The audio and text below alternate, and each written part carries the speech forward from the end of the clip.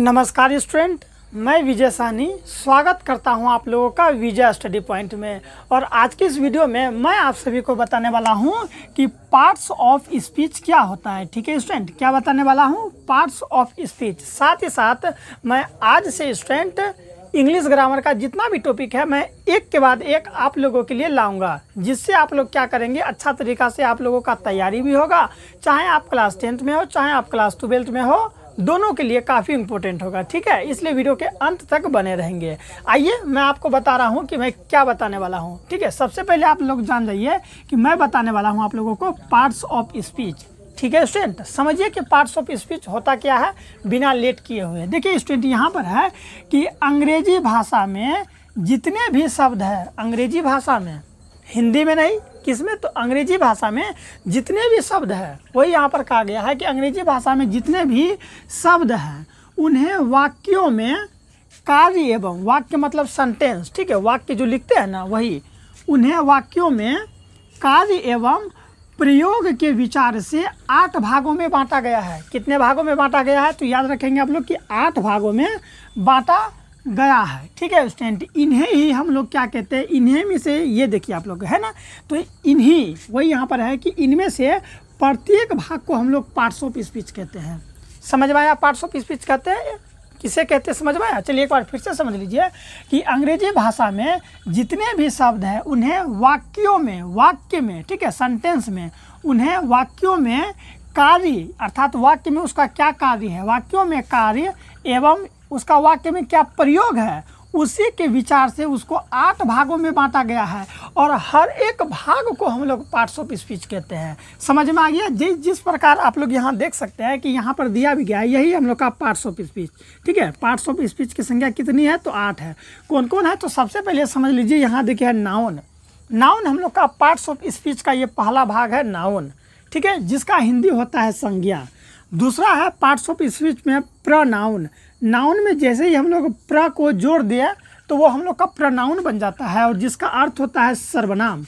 ठीक है स्टूडेंट, मैं हर एक के बारे में आप लोगों को विस्तार से बताऊंगा, इसलिए चैनल को सब्सक्राइब कर लीजिए। ठीक है, फिर तीसरा नंबर में है एडजेक्टिव, जिसका हिंदी होता है विशेषण, जो किसी की विशेषता बताता है ना, उसे ही हम लोग विशेषण कहते हैं। जब मैं हर एक टॉपिक पर बात करूंगा तो वहां पर मैं आपको एक्सप्लेन कर दूंगा। चौथा नंबर में है कि वर्ब। वर्ब अर्थात क्रिया होता है। ठीक है, वर्ब को हिंदी में क्या कहते हैं? क्रिया कहते हैं। पांचवा नंबर में है एडजेक्टिव, और सॉरी स्टूडेंट, क्या है पांचवा नंबर में? एडवर्ब। ठीक है, वर्ब के बाद एडवर्ब, और एडवर्ब को हम लोग कहते हैं क्रिया विशेषण, जो क्रिया की भी विशेषता बता दे उसे हम लोग क्रिया विशेषण कहते हैं। और 6 नंबर में है कि प्रीपोजिशन, जिसका हिंदी होता है संबंध बोधक अवयव। यहाँ से परीक्षा में ज़्यादा पूछा जाता है। मैं यहाँ पर आपको क्लियर कर दूँ कि प्रीपोजिशन से आप लोगों के एग्जाम में ज़्यादातर पूछा जाता है। ठीक है, चलिए फिर 7वां नंबर में कंजक्शन। क्या है स्टूडेंट? कंजक्शन, जिसका हिंदी होता है समुच्च बोधक अवयव। क्या होता है स्टूडेंट? समुच्च बोधक अवयव होता है, अवयव ने। ठीक है, क्या होता है? अवयव। और 8वां नंबर में है, यानी कि पार्ट्स ऑफ स्पीच का 8वां भाग है इंटरजेक्शन, जिसे हम लोग कहते हैं विस्मयादि बोधक। विस्मयादि बोधक अवयव होता है, इंटरजेक्शन के अंतर्गत आता है। तो ये जो आप देख रहे हैं 1 2 3 4 5 6 7 और 8, ये 8 के 8 ही हम लोग का पार्ट्स ऑफ स्पीच है। आई होप आप लोग समझ गए होंगे कि पार्ट्स ऑफ स्पीच क्या होता है। समझ गए? मैं आपको यहाँ पर बता दूँ कि जब आप लोग बचपन में कभी ना कभी पार्ट्स ऑफ स्पीच पढ़े होंगे तो वहाँ पर आप लोग थोड़ा बहुत पढ़े होंगे, यानी कि हल्का फल्का नाउन के बारे में आपको टीचर बता दिए, फिर प्रोनाउन के बारे में बता दिए, फिर एडजेक्टिव, वर्ब, एडवर्ब, इस तरह से आप लोग हल्का हल्का पढ़े होंगे। लेकिन आपको हमारे चैनल पर इनके बारे में विस्तार से जानने को मिलेगा। क्यों मिलेगा? क्योंकि मैं इंग्लिश का एक सीरीज लेकर आया हूँ ना, इसमें मैं आप लोगों को ट्रांसलेशन भी बताऊँगा। यानी कि लगभग 23 से 24 टॉपिक है। कितने स्टूडेंट? 23 से, मैं यहाँ पर आपको लिख के बता दूँ, 23 से 24 टॉपिक है हिंदी ग्रामर में, और हिंदी ग्रामर के साथ साथ अंग्रेजी ग्रामर में, जिसे मैं आप लोगों को दूंगा। साथ ही साथ जब आप लोग ट्रांसलेशन पढ़ेंगे, क्या पढ़ेंगे?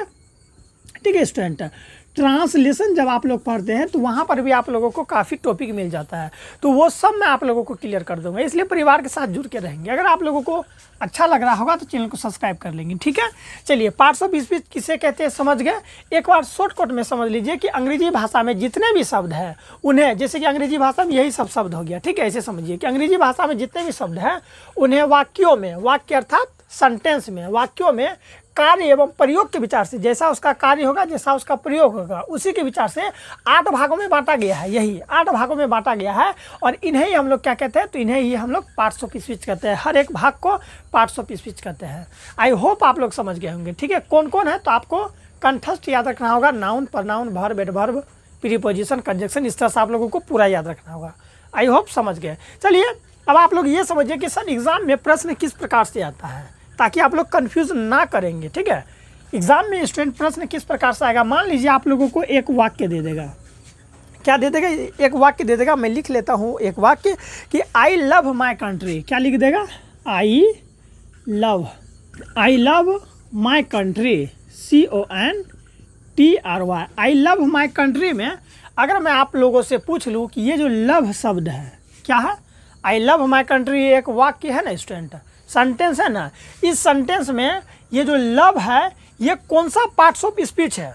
आप लोग इनका जवाब देंगे कि आई लव माई कंट्री में जो है कि कौन सा पार्ट्स ऑफ स्पीच है, ये जो लव शब्द है ना ये कौन सा पार्ट्स ऑफ स्पीच का भाग है। तो वाक्य के अकॉर्डिंग देखना होगा। तो पहले आप लोग इसका हिंदी समझिए। आई लव माई कंट्री अर्थात क्या हुआ, मैं अपने देश अर्थात भारत देश से प्यार करता हूँ। मैं अपने देश से क्या करता हूँ स्टूडेंट, मैं अपने देश से प्यार करता हूँ। इसका हिंदी यही हुआ ना। तो यहाँ पर देखिए लव का अर्थ यहाँ पर क्या निकला, प्यार करना, यही निकला ना स्टूडेंट। लव का अर्थ यहाँ पर क्या निकला, लव का अर्थ निकला प्यार करना। अर्थात यहाँ पर देखिए एज ए ये जो लव है ना ये यूज़ हो रहा है क्रिया के रूप में। ये जो लव शब्द है ये किस रूप में यूज़ हो रहा है, तो वर्ब के रूप में यूज़ हो रहा है। कैसे हो रहा है तो समझिए, VERB, ठीक है। ये जो लव है ये वर्ब के रूप में निकल रहा है। अर्थात इस वाक्य में आई लव माई कंट्री में हम लोग पार्ट्स ऑफ स्पीच अगर खोजें तो हमको पता चल गया कि ये जो लव शब्द है इसका हिंदी होता है प्यार करना, और लव जो है ये एक वर्ब है। लव क्या है, वर्ब है। अर्थात पार्ट्स ऑफ स्पीच में इसमें से कौन सा पार्ट्स ऑफ स्पीच हो जाएगा, तो वर्ब हो जाएगा, ठीक है। समझ में आया, नहीं भी आया तो आप लोग समझने का प्रयास कीजिए, आपको जरूर समझ में आ जाएगा। देखिए यहाँ पर सबसे ज़्यादा इंपॉर्टेंट ये है कि प्यार करना।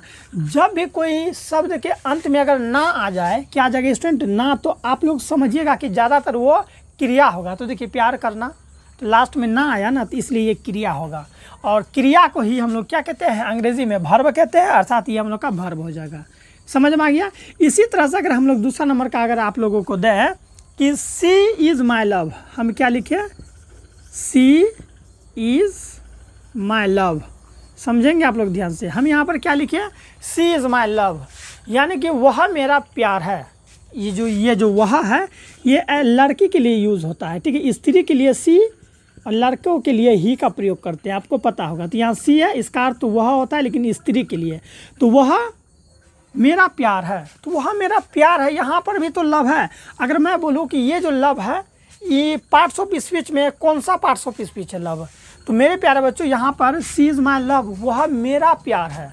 हम बता रहे हैं कि वह मेरा प्यार है। एज ए ये नाउन यूज़ हो रहा है। क्या यूज़ हो रहा है, नाउन, NOUN, नाउन अर्थात एज ए संज्ञा यूज़ हो रहा है ये लव, ठीक है। यहाँ पर है कि आई लव माई कंट्री, मैं अपने देश से प्यार करता हूँ, तो यहाँ पर ये वर्ब की तरह यूज़ हो रहा है। लेकिन इस वाक्य में सी इज़ माई लव, वह मेरा प्यार है। आपका प्यार कौन है, कमेंट में बताइएगा।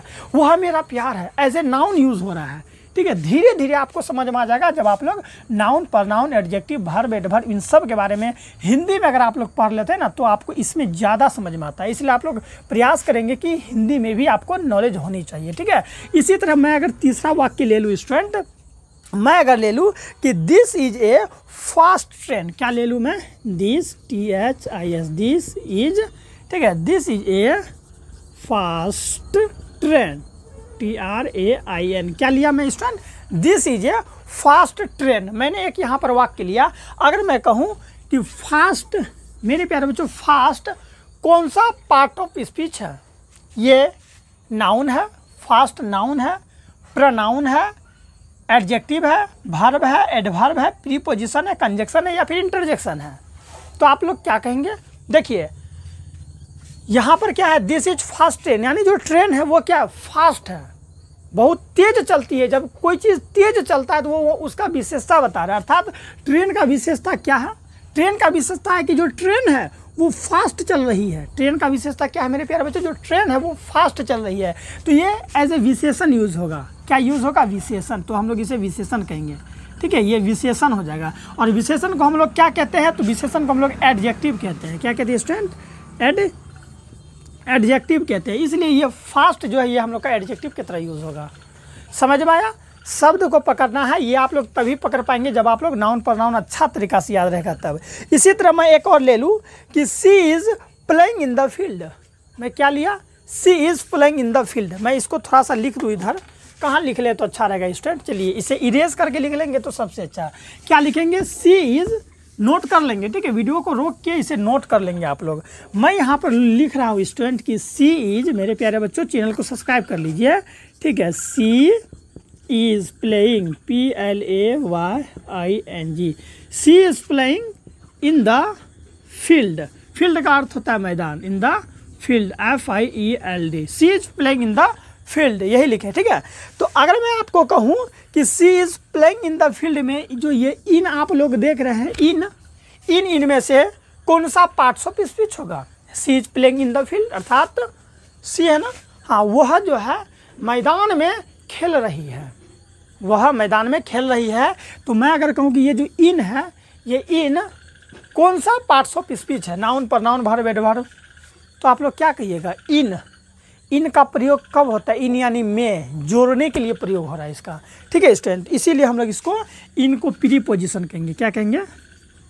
प्रीपोजिशन, SITION, ठीक है, यही है ना स्टूडेंट प्रीपोजिशन? हाँ, PREPO, हाँ, SITION, ठीक है, प्रीपोजिशन। प्रीपोजिशन वही हुआ शब्द को जोड़ देता है, इसीलिए इसका हिंदी होता है प्रीपोजिशन का संबंध बोधक अवयव। जब वाक्य को दूसरे वाक्य या फिर दूसरे शब्द के साथ जोड़ देते हैं तो वहीं पर हम लोग प्रीपोजिशन का यूज़ करते हैं। तो यहाँ पर वाक्य को जोड़ दिया। सी इज़ प्लेइंग, वह खेल रही है, इन द फील्ड, मैदान में खेल रही है, इसीलिए प्रीपोजिशन यूज़ हो रहा है। आई होप आप कब जानिएगा कि ये प्रीपोजिशन यूज़ हो रहा है? जब आपको पता होगा कि क्या होता है प्रीपोजिशन, क्या होता है एडजेक्टिव, क्या होता है वर्ब, क्या होता है एडवर्ब, ये पता रहेगा तब हो पाएगा, नहीं तो नहीं हो पाएगा। आई होप स्टूडेंट आप लोग समझ गए होंगे, ठीक है। इसी तरह से मैं अगर ले लूँ यहाँ पर देखिए, अब प्लीज़ कम इन, हम लेते हैं PLEAS, please come, COME, please come in. Please come in में मैं यहाँ देखिए, यहाँ पर भी इन है, यहाँ पर भी इन है। अब कहिएगा मैं अगर पूछूँ कि इन कौन सा विशेषण है तो क्या कहिएगा? अर्थात इन कौन सा पार्ट्स ऑफ स्पीच है, विशेषण बोलते हैं। इन कौन सा पार्ट्स ऑफ स्पीच है? तो आप लोग क्या जवाब दीजिएगा? इन। आप कहिएगा सर यहाँ तो इन वाक्य को जोड़ दिया, यहाँ तो वाक्य को नहीं जोड़ रहा है। प्लीज़ कम इन, कृपया अंदर आए, बुला रहा है। तो यहाँ पर मेरे प्यारे बच्चों ये पता है क्या होगा आप लोगों का? ये एडवर्ब हो जाएगा। ये क्या हो जाएगा? इन एडवर्ब।